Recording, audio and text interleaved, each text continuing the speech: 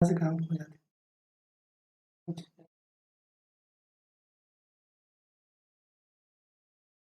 Hello friends, स्वागत है आप सभी का। आज हम लोग चैप्टर 4 से लेकर और चैप्टर 7 तक एनसीईआरटी का देखेंगे। इससे पहले मैंने आपको चैप्टर 1 से चैप्टर 3 का आपको मैंने बताया था और यह भी बताया था कि कौन से क्वेश्चन आपके एग्जाम में आ सकता है। यहाँ भी हम उसी चीज़ को डिस्कशन करेंगे, बाकी चीज़ें हम छोड़ते हुए चलेंगे क्योंकि वो चीज़ें आपके एग्जाम में आने नहीं जा रहा है। जो जो क्वेश्चन जहाँ से बन सकता है और इम्पोर्टेंट है, उन सारी बातों को हम डिस्कशन करेंगे।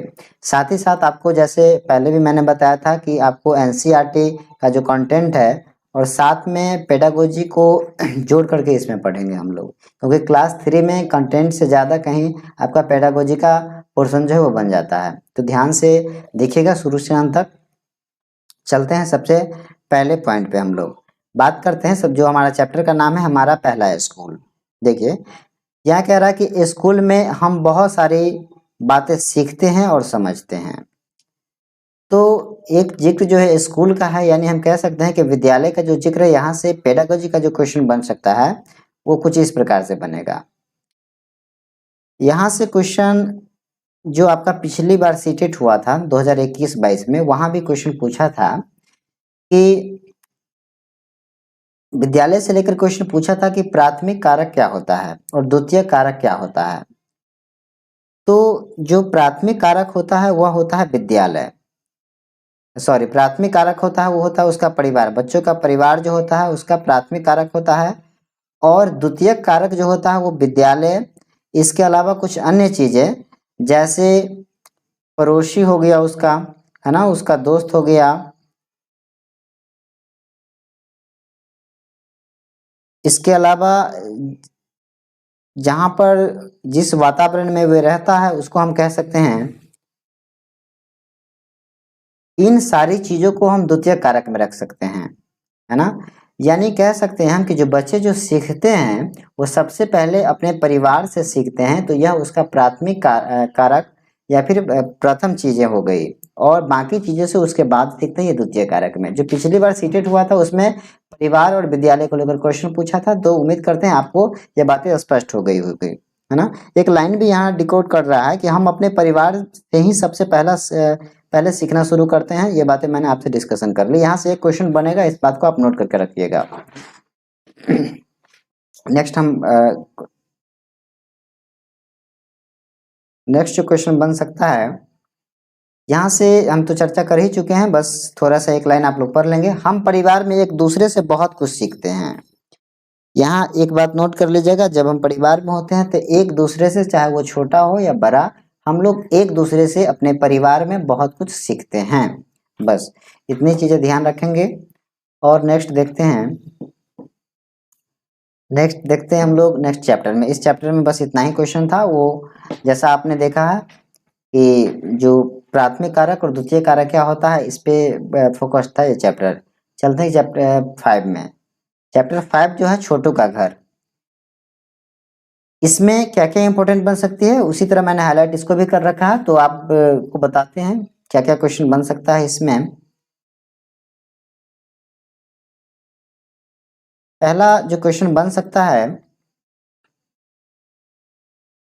वो यहाँ से बन सकता है। देखिए, कहता है कि मकान कब घर बन जाता है, इस पर चर्चा करवाना मकान और घर के अंतर को स्पष्ट करेगा। देखिए, एक पॉइंट यहाँ कह रहा है कि मकान कब घर बन जाता है, इस पर चर्चा करवाना। यानी मकान और घर, एक बात मैं आपसे कह रहा हूँ कि मकान और घर में मैं ये एक पॉइंट कहूँ कि मकान और घर में अंतर क्या है, डिफरेंस क्या है, तो समझिएगा जरा गौर से कि ऐसे कोई घर नहीं डायरेक्ट बन जाता है। सबसे पहले हम जब मकान बनाने का सोचते हैं, घर बनाने का सोचते हैं, तो उसके लिए क्या करते हैं, अलग अलग ईंटों का प्रयोग हम लोग करते हैं। ईंट को जोड़ करके हम लोग दीवार बनाते हैं, और अलग अलग दीवारों को मिला करके एक कमरा बनाते हैं, रूम बनाते हैं। उसको भी हम, जो कमरा तैयार हो सक जाता है पूरी तरह से, तो उसको हम बोलते हैं कि ये मकान बन गया, है ना।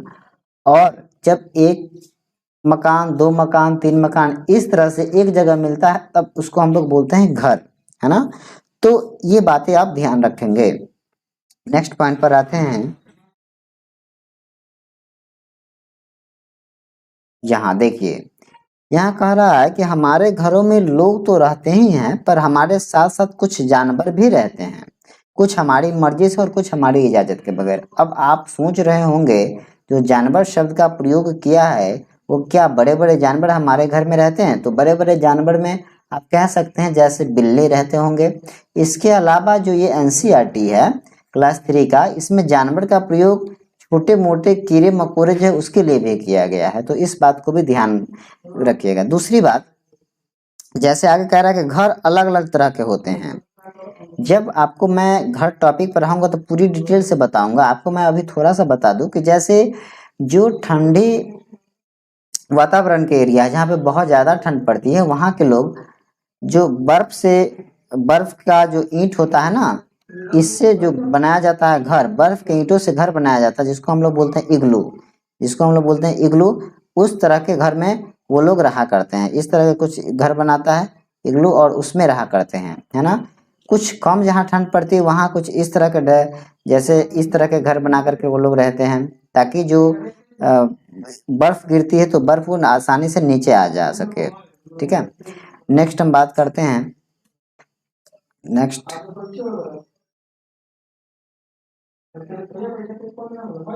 नेक्स्ट यहाँ एक पॉइंट है, इसको ध्यान रखिएगा कि चूहों में देखने की क्षमता कम परंतु सूंघने तथा स्वाद वाली क्षमताएं बहुत तेज होती है। चूहे की विशेषता बता रहा है कि देखने की क्षमता उसमें कम होती है परंतु सूंघने छूने तथा स्वाद वाली क्षमताएं बहुत तेज होती है। यहाँ से भी क्वेश्चन बन सकता है, तो इसको नोट करके रखिएगा आप लोग। नेक्स्ट हम देखते हैं।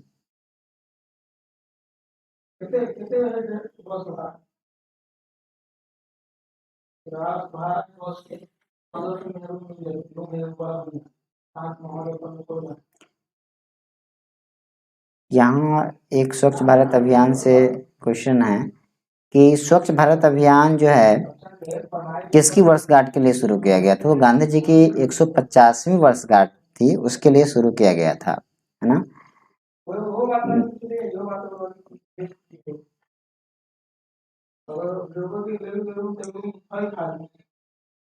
नेक्स्ट हम लोग देखते हैं।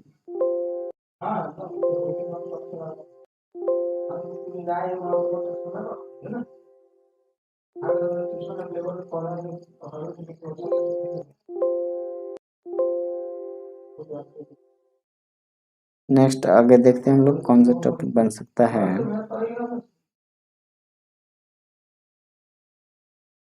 अब इसमें कोई इम्पोर्टेंट तो नहीं लग रहा है। अब चलते हैं अगले चैप्टर 6 के ऊपर। देखिए चैप्टर 6 जो है इसका नाम है खाना अपना अपना। खाना अपना अपना इसका नाम है। कह रहा है कि कल रात मैंने बाजरे की रोटी और गुड़ खाया था। मैंने तो दाल भात खाया था और मेरे घर तो कल खाना ही नहीं बना था। ये 3 अलग अलग बच्चियां हैं, और 2 बच्चियां हैं और 1 बच्चे हैं। ये आर्ग्यू कर रहे हैं एक दूसरे से, है ना। इस चैप्टर से कई इंपॉर्टेंट क्वेश्चन बनते हैं और 100% आप ये लिख करके चलिए कि इस चैप्टर से क्वेश्चन बनेगा ही बनेगा। देखिए क्या क्या क्वेश्चन बन सकता है इस चैप्टर से।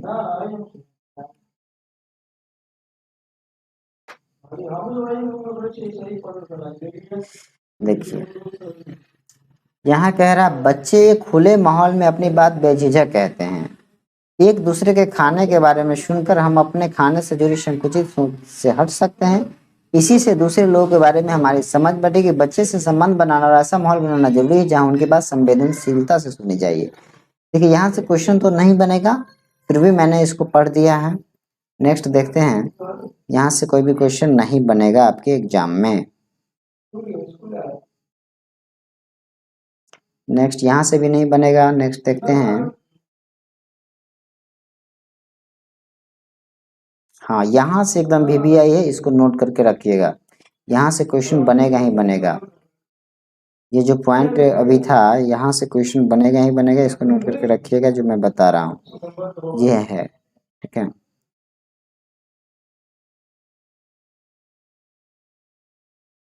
ये पूरी देखते हैं यहाँ से है, यहाँ से। ठीक है, ये क्वेश्चन नोट कर लीजिएगा। इसमें जो भी क्वेश्चन है ये यहाँ से यहीं से क्वेश्चन आपका बनेगा, ये बहुत इंपॉर्टेंट है, यहाँ से क्वेश्चन बनेगा ही बनेगा। जैसे ये बच्ची है जिसका नाम है लीचेन, है ना, ये कह रही है कि मैं हांगकांग में रहती हूँ और मुझे और मेरी माँ को सांप खाना पसंद है।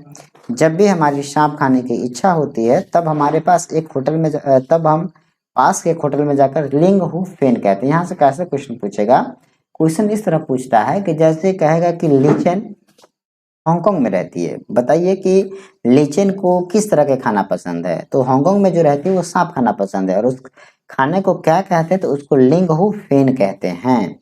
तो ये बहुत इंपॉर्टेंट है, इसको नोट करेंगे।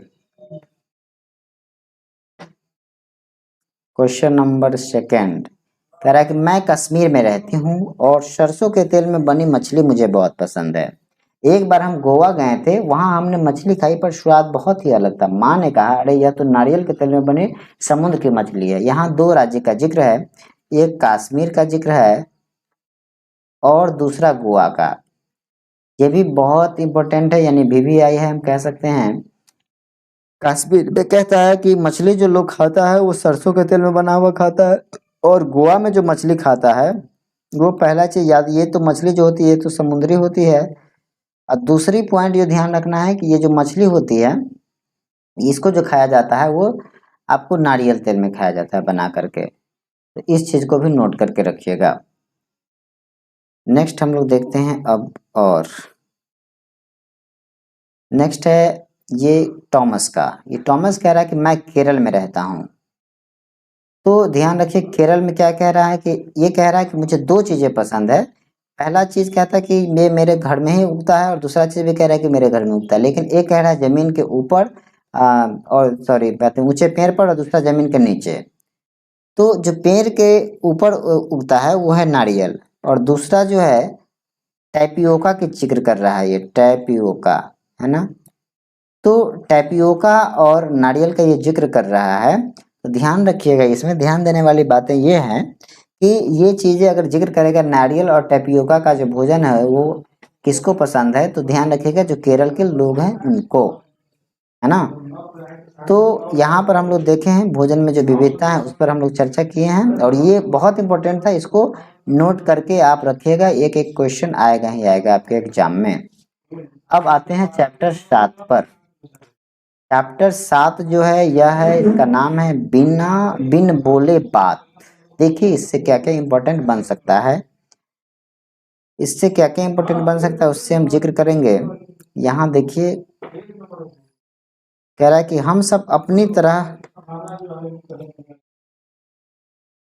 कह रहा है कि हम सब अपनी अपनी तरह से खास है। स्कूल इसीलिए तो है कि सभी को एक दूसरे से कुछ न कुछ सीखने का मौका मिल सके। इस बात को नोट करके रखिएगा, है ना। सब में कुछ न कुछ खासियत है ना। सब ही जो भी बालक या बालिकाएं हैं हर एक यूनिक है ना, सब में कुछ खास है। इसीलिए कह रहा है कि स्कूल जो है सभी को एक दूसरे से कुछ न कुछ सीखने का मौका मिलती है स्कूलों में, है ना। नेक्स्ट हम बात करते हैं, देखिए अब यहाँ कह रहा है कि इस पाठ से चर्चा हो सकती है कि हम सब अलग अलग तरह की क्षमताएं हैं। पता ही है कि हम सब में जो क्षमता है ये यूनिकनेस है, यूनिक क्षमता है किसी भी कार्य करने को। बच्चों के अपने अनुभवों को शामिल करते हुए इस विषय पर संवेदनशीलता बढ़ाई जाइए। तो क्वेश्चन यहाँ से नहीं बन सकता आपके एग्जाम में। आगे हम देखते हैं,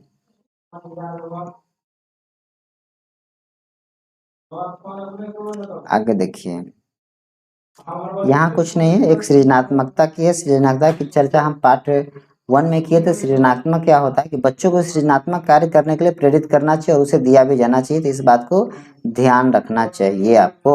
यहाँ सृजनात्मक से क्वेश्चन पे, सृजनात्मक होता क्या है कि बच्चा अपना कुछ क्रिएटिविटी करता है। क्रिएटिविटी जब करता है वो कुछ ऐसी रचनाएं करता है जो उसके मन की उपज होती है ना, उसको हम बोलते हैं सृजनात्मक। नेक्स्ट हम देखते हैं, हाँ एक चीज है मुद्रा किसको कहते हैं। देखे होंगे कि नाच करके, डांस करके जो लोग हैं इशारों इशारे में बहुत कुछ कहते हैं अपने चेहरे के हाव भाव से, है ना, इशारों से, उसको हम लोग मुद्रा कहते हैं। नेक्स्ट हम बात करते हैं, अच्छा अब तो आपके एग्जाम में कोई यहाँ से इम्पोर्टेंट क्वेश्चन नहीं बन सकता है। तो उम्मीद करते हैं ये बातें आपको पसंद आई होगी। अब फिर मिलेंगे आपसे अगले दिन। तब तक के लिए धन्यवाद।